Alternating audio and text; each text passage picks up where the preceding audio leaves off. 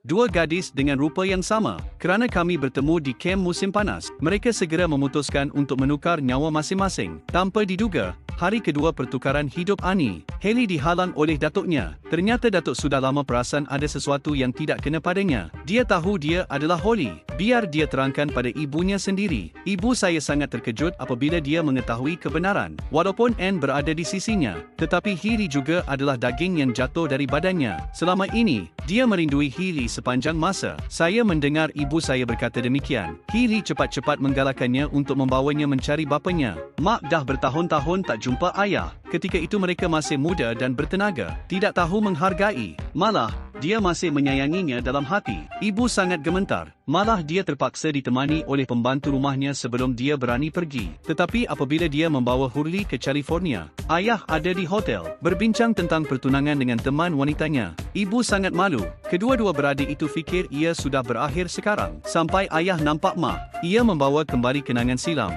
Dia mencari ibunya di merata tempat di dalam hotel. Akhirnya, saya juga secara tidak sengaja terjatuh ke dalam kolam renang. Ternampak dia buat bodoh dalam kamera. Ibu ketawa sebaliknya, bertanya kabar seperti kawan lama. Annie dan Hailey mengambil kesempatan untuk datang, mengaku identiti kepada ayah. Saya mengetahui bahawa Annie ialah yang tinggal bersama saya pada masa ini. Ayah terkejut dan gembira. Dia boleh beritahu, anak perempuan mahu berdamai dengan ibu mereka. Malah, dia juga mempunyai idea ini. Tetapi kini teman wanita barunya ada di sini juga. Dunia ini sangat kecil. Teman wanita baru itu sebenarnya menjemput ibu kepada kanak-kanak itu. Datang dan buatkan dia baju pengantin. Anak-anak marah bagi pihak ibu mereka. Mereka beranggapan orang yang sepatutnya memakai gaun pengantin ialah ibu. Kemudian, mereka menyewa pelayaran untuk ibu dan ayah ketika mereka sakit. Saya harap mereka dapat menghidupkan semula hubungan lama mereka mengenai perkara ini. Ayah tidak boleh berkata tidak. Saya terpaksa menghantar teman wanita baru. Datang jumpa mak. Kedua-duanya tahu anak perempuan mereka sedang memerhati.